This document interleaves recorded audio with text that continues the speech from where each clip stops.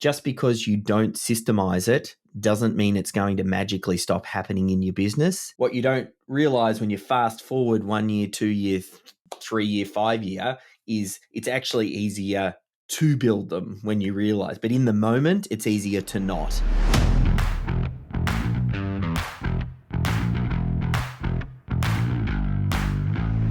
Welcome to Professional Builders Secrets, the podcast for building company owners wanting to grow safely and securely. I'm your host, Will Blunt, and today I'm joined by Dave Jenyns from Systemising. Dave, welcome to the show.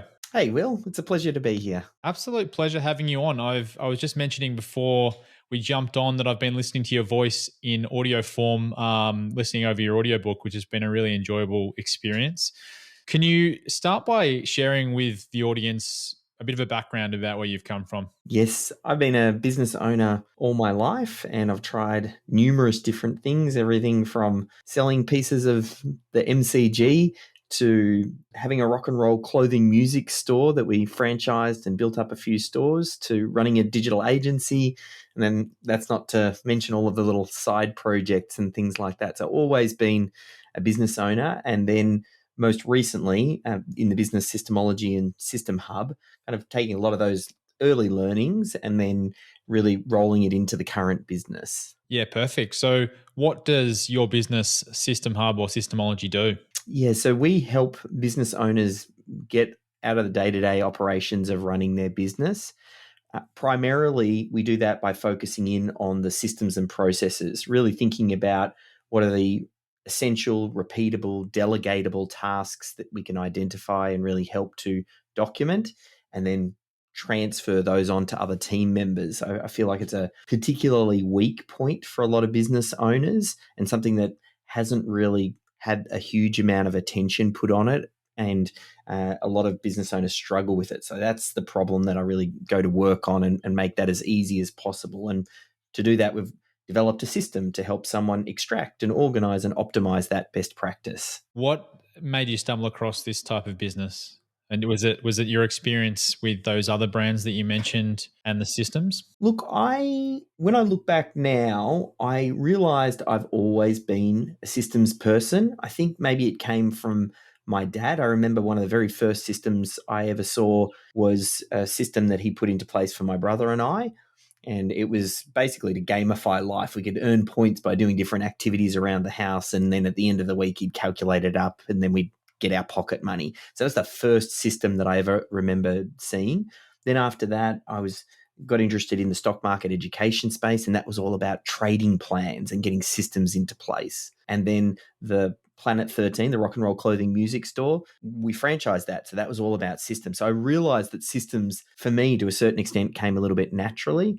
And then when I got into the digital agency space, I realized, working very closely with a lot of business owners, how most business owners really suck when it comes to process. And that was my big insight to go, here's a really big problem that is solved or very poorly addressed, and an area where I thought I can make some really solid contributions. So in that transition period, when I kind of stepped out of the digital agency, I thought to myself, what do I really want to do?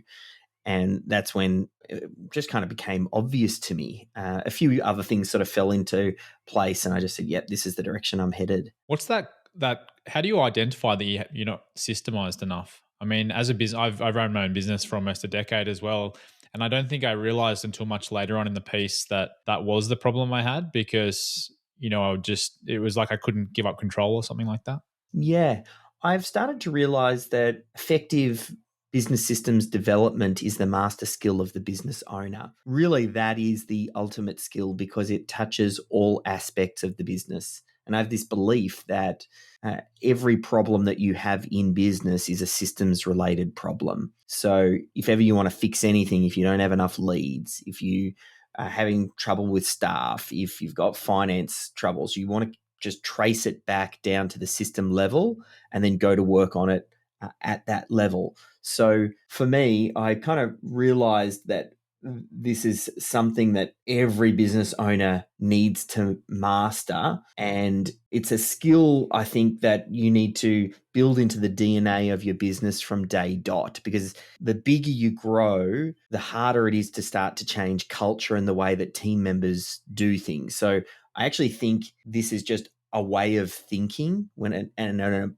approach to business that the business owner needs to take on board. Sometimes the symptoms of not being systemized become more obvious at certain points in time, like when the business owner can't take time off work, or maybe when they're thinking about exiting, or maybe when a key staff member leaves and they realize how much they relied on that person and how much IP just walked out the door, when that contractor that you had working for you or that apprentice now grows up and then decides they want to go off and start their own business, and then that's when you go, oh wow, like I just lost a huge amount of knowledge. So there's a few trigger points that it happens, but I actually think it's something that someone needs to work on and master as quickly as possible. Can we just take a step back? How do you describe what a system is? Yeah. So I use some of the phrases interchangeably because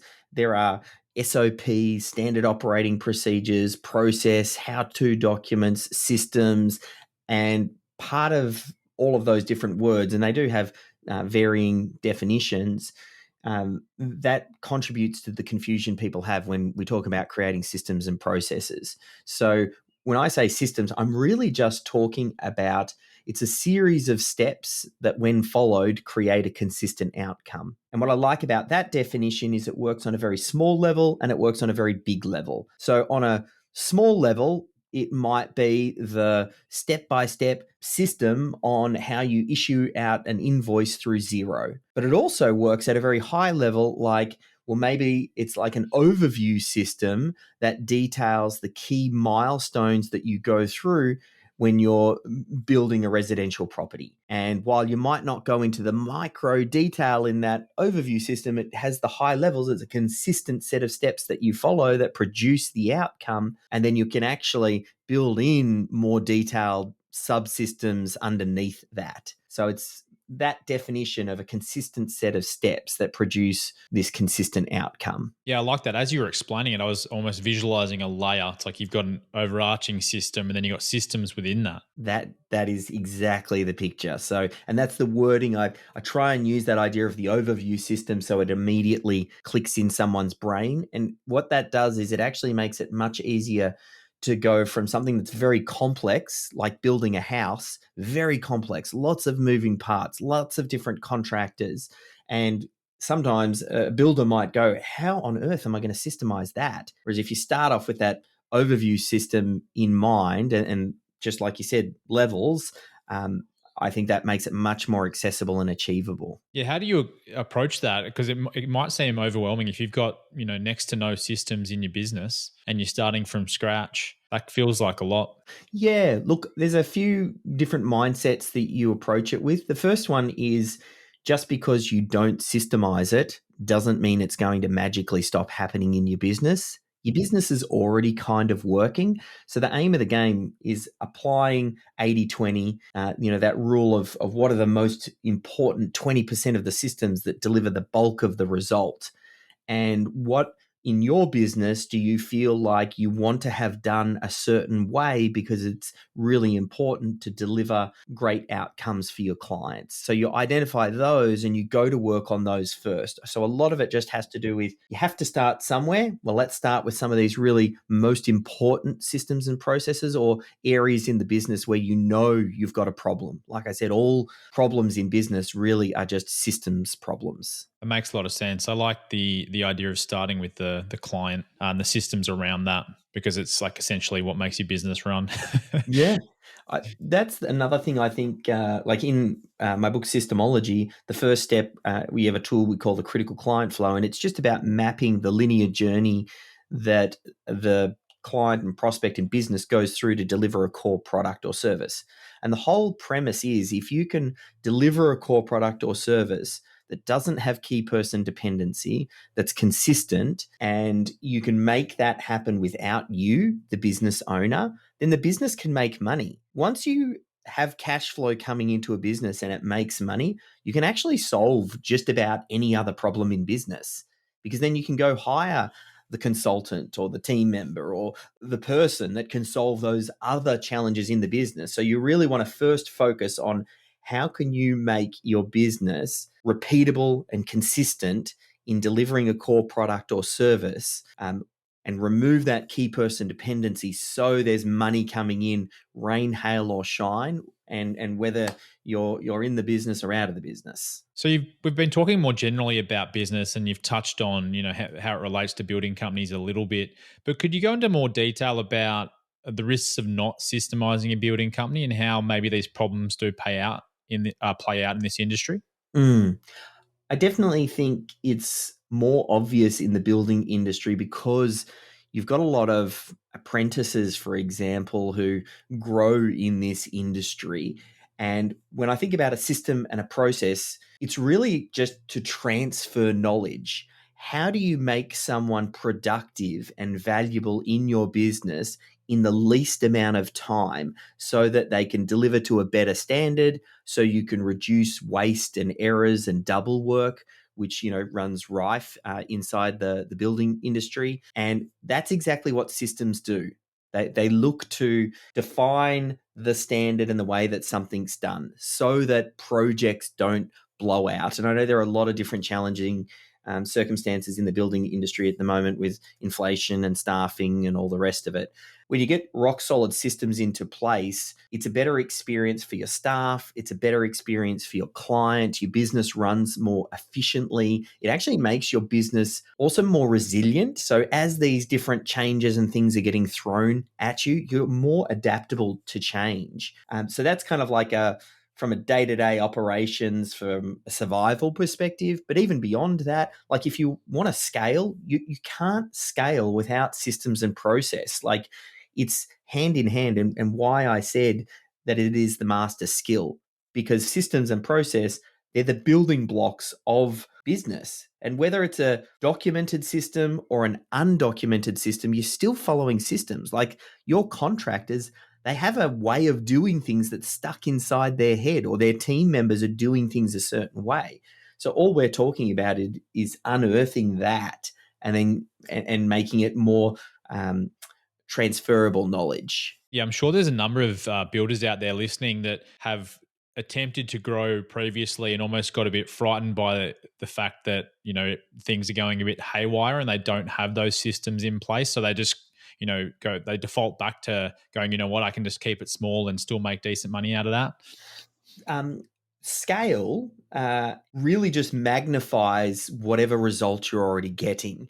So if you've got staffing challenges or client problems or finance or whatever it is, scaling up and growing doesn't reduce those problems. It just magnifies them. That's why oftentimes people get it wrong. When they think about growing and scaling, they think, oh, I just need to hire a few more staff members and I'll get them on board and that'll free me up, and then I'll have some extra time and then I'll be able to go work on this. But it doesn't quite work like that. You want to have the systems and processes in place so that the business system can actually handle the scale. Otherwise, it's just going to magnify all of these little problems and you'll just be seeing a lot more of them and they become a much bigger problem. Yeah, definitely. So with all these benefits of systemizing to put you in a better place so you can scale or you can take more holidays or you can sell your business, why aren't more builders, taking the steps they need to systemize their business? There's a few reasons.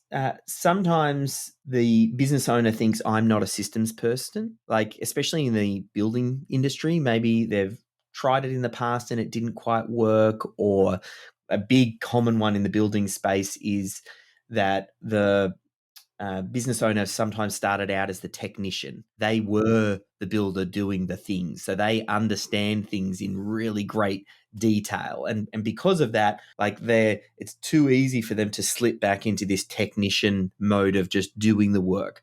As you start to grow your building business, you start to realize that there's a whole bunch of other skills required to grow a business, and there are these business skills. So it's once you kind of recognize that, and a huge part of your community knows this because that's why they come to you guys, because they start to realize, there's, other skills I need to learn around building the business.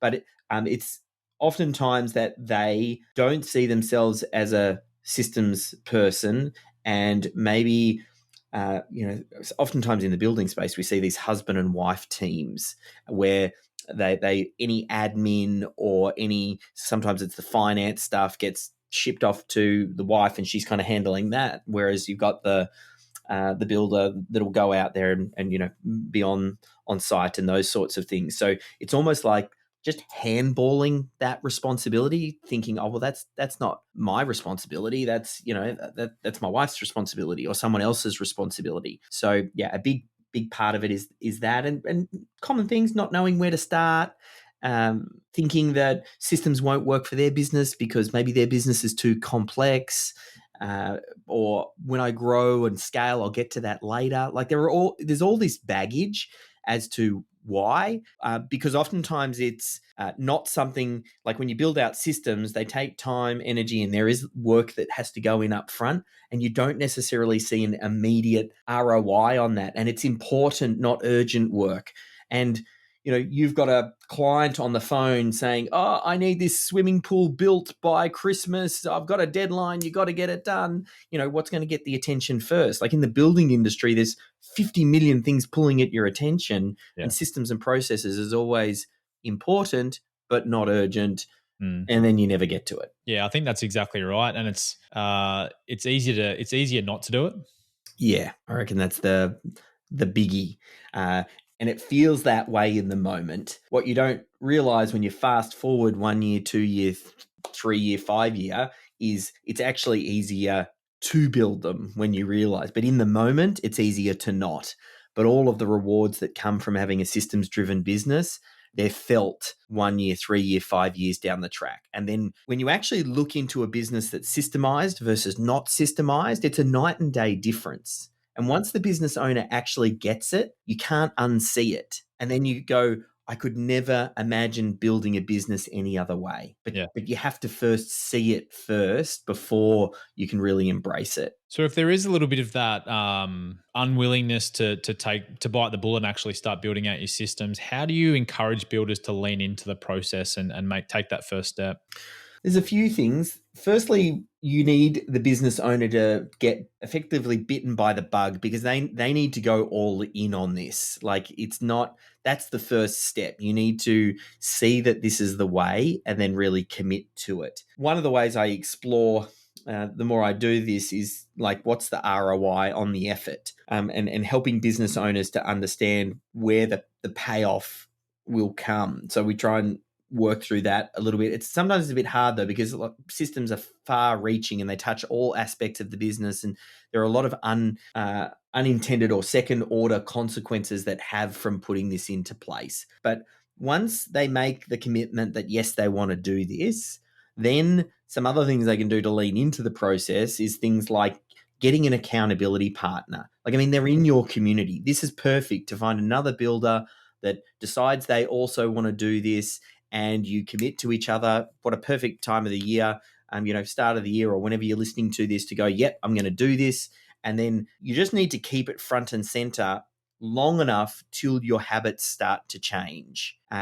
Because that's the biggest thing here. It's easy to listen to this podcast or go do an event and get all inspired and pumped up about doing this. And then you go back on Monday morning, day to day, and the client's calling again. You got staff that are asking you questions and you forget this. So we need to think about, how does it get on the calendar? How do we create accountability? How do we present this to the team? Probably the biggest hack I've got here is, again, depending on the size of your team, but it's identifying what we call a systems champion. This needs to be someone's responsibility, and the business owner will lead it, but the systems champion is the person who helps to document the process, meets with the knowledgeable workers, stores things in a central location, mentions it on a team meeting, celebrates when one of the staff follows the process and gets a great outcome. But that systems champion really is one of the biggest leverage points that I see. They need to be someone that's pretty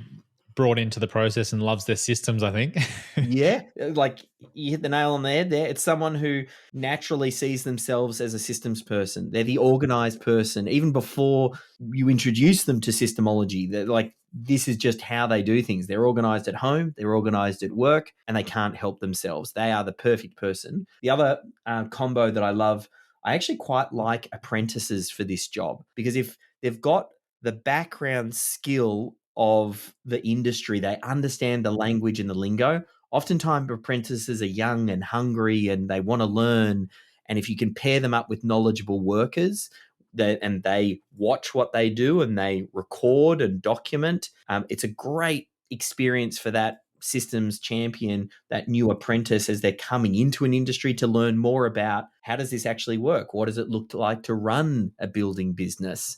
And gives them tremendous foundations. Yeah, I love that. And one challenge actually in the industry at the moment is apprentices coming in and then leaving. And I think something like that could actually aid the future of the industry, because they're buying into something which is they can see a well run business, and then they can see a future for themselves in that. Yeah, I have seen numerous people that start off as systems champions and then it becomes like a career path because they get a level of that understanding, but hyper focused to a specific industry. And then they can take that knowledge to another business or to consult, or like that's one of my big missions over the next couple of years, is really to carve out this role, build up its value so the business owner sees it, and then make it very attractive for apprentices to want to go through it so that they can see it as a career path. Because I see that is such an important leverage point that could be revolutionary in numerous industries and really just all small business worldwide. Yeah, well, think about the value you add to a business if you can enable them to scale, enable them to hire, enable them to not be reliant on any individual compared to just doing, your linear job. And what a great way to get known by all of the most knowledgeable key team members, because you're working with them and you're helping to solve a problem that the business owner has struggled with for years because they might not see themselves as a systems person. Like, you then start to look like the golden child because you're able to do something that they can't or haven't been able to do. So yeah, it's great to kind of hear that my initial thoughts there are like you can see it as well.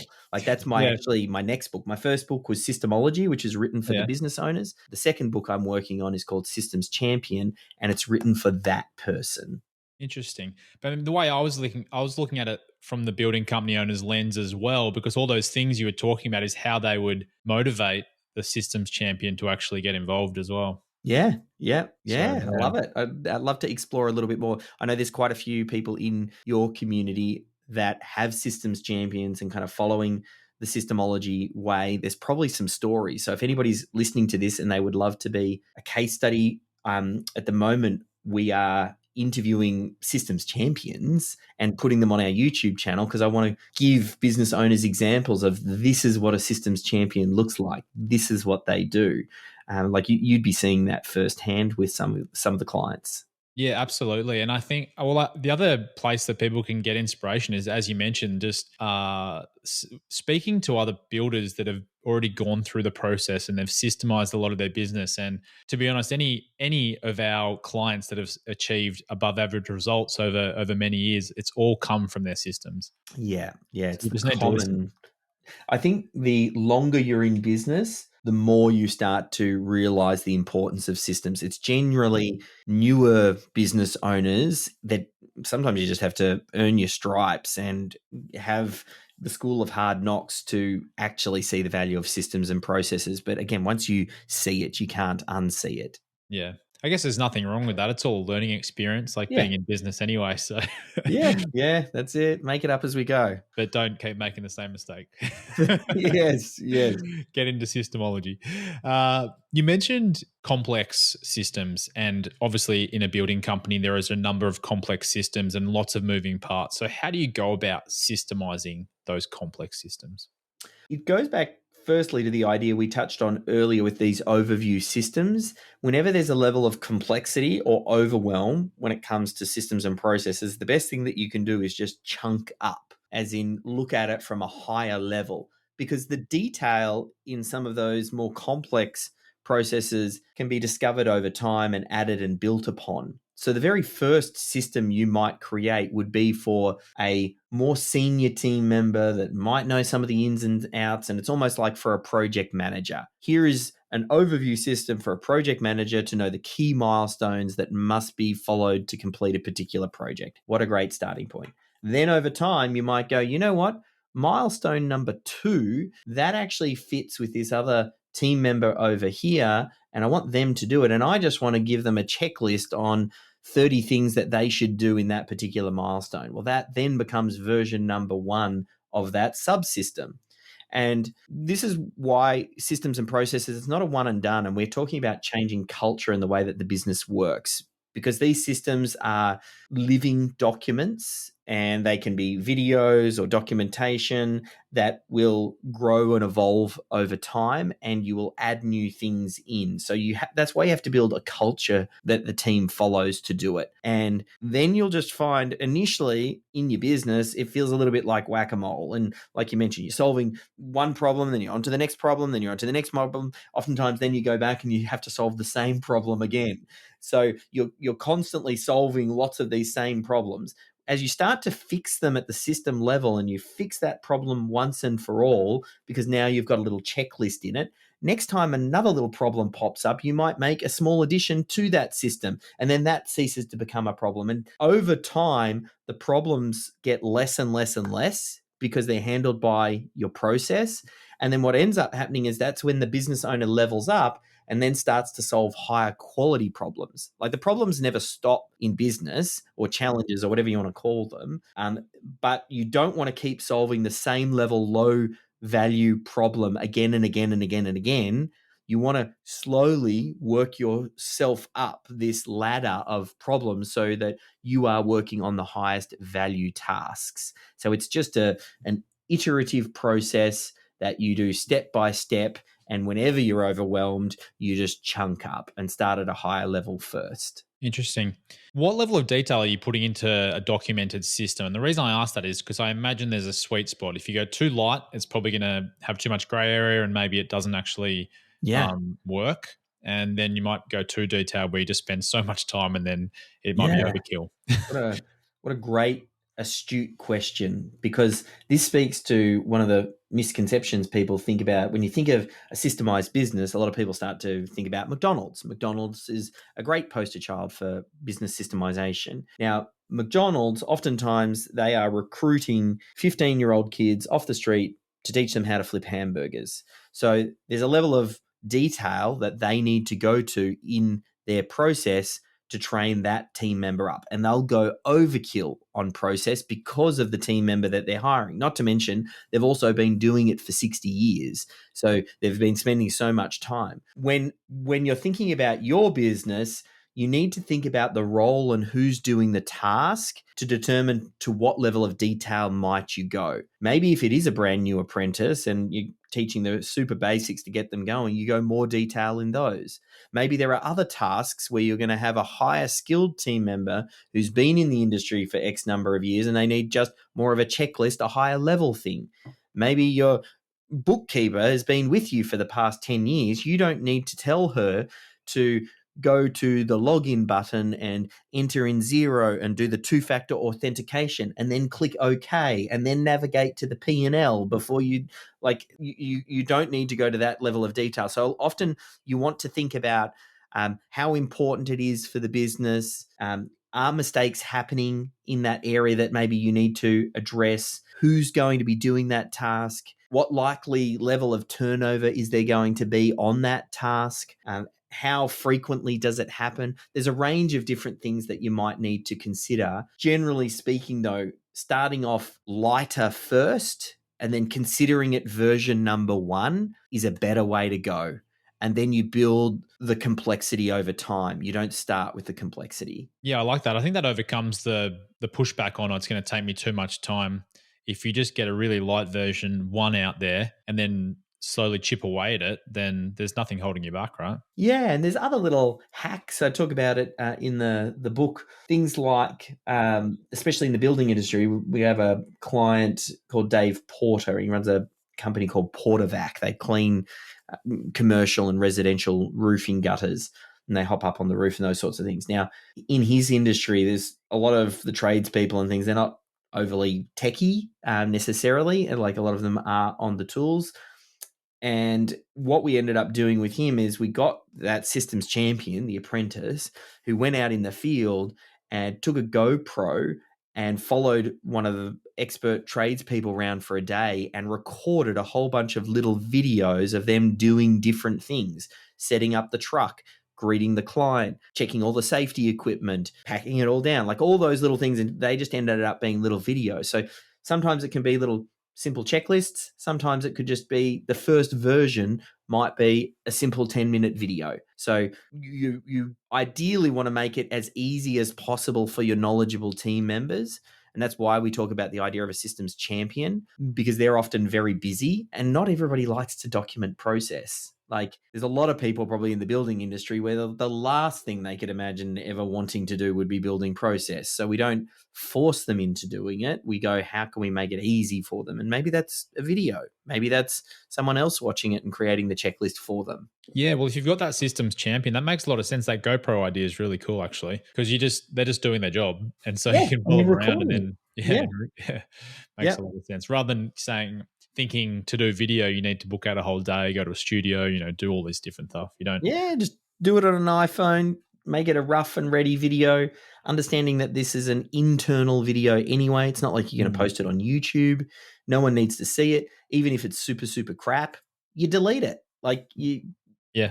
a lot of people often overthink it. Sometimes you're better off just recording it and then you can determine afterwards whether or not you want to use it or not. Well, you could get quite fancy. You could get the transcript of that, upload it to ChatGPT, get it to write a Yeah, manual for you. I can You're tell away. you're up to date with the current trends. We're seeing a huge revolution in documentation through some of the AI services. So ChatGPT, that whole transcript idea, and you make a video, and then you might say you take the transcript, you feed it into ChatGPT, and you say, I want you to make a step-by-step documented process, and you stick that underneath the video. And that, again, it's just version number one. Where most people struggle is just getting started. We need to make this as easy as possible, and then we need to start to sow the seeds and build this culture inside your organization, and we need to keep it front and center until the habits change. Once the habits change, then this will take on a life of its own, and you'll find that the team do get behind this. It's all about how you present it, how you frame it, how they see that this benefits them. That's the other big one that a lot of business owners get wrong, is that they position this and the team member thinks, should I be worried? Is the business owner trying to find out all of the things that I'm doing and documenting it so that they can get another team member to do it or ship my job offshore or whatever it might be? Whereas you want to let the team members know that, hey, I know there are going to be times when you're sick and you need to have leave, and I want to make sure that you can completely disconnect and we have another team member step in and take over this task so that things can keep moving. So when you come back, you can hit the ground running and you don't have to be catching up on everything that wasn't done while you were sick. Or another way you could position it with team members, you say, this is how you work your way up in our organization. You capture what you're doing, you systemize it, you delegate it down to a more junior team member, a apprentice, then that frees you up to work on higher value tasks. Yeah. You have to think about the team member, have to think about what connects with them, and then position it in a way that they see that this is a win for them. Yeah. Yeah. I mean, there might be an opportunity to offshore stuff or outsource it if you do systemize it very well. So that's not necessarily a bad thing, but you got to frame it the right way to the team member, is what you're saying. Yeah, and helping them to understand, even if that does happen and you offshore things, that doesn't make you less valuable to the team. That makes you more valuable to the team. Like if you can, if building effective business systems is the master skill, which it is, if you get really good at that and you can codify something and transfer it offshore or to a more junior, less skilled, lower cost team member, then that frees you up to work on higher value stuff. It sounds counterintuitive, but it actually makes you much more valuable to a business owner. Yeah, definitely. So, Dave, tell me a bit more about your business. How do builders work with you? What does it look like? Yes. So, best place to start is always the book. So, you head over to Amazon and you can grab a copy. If you're listening to this, you're probably an audio person. So, like Will mentioned, you could grab the Audible version. That gives you an idea of the Systemology framework.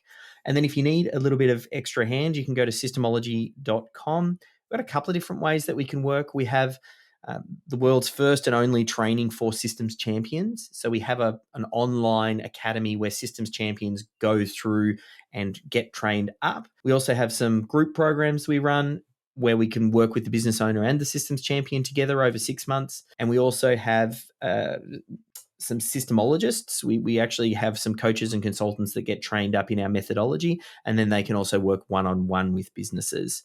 So it's kind of like a do-it-yourself, a group program, or a done for you. That's the ways that we can help. Yeah, and the book is a great place to start. Highly recommend having a listen or a read, however you like to consume content, because it'll put you in the right mindset to start thinking about your systems.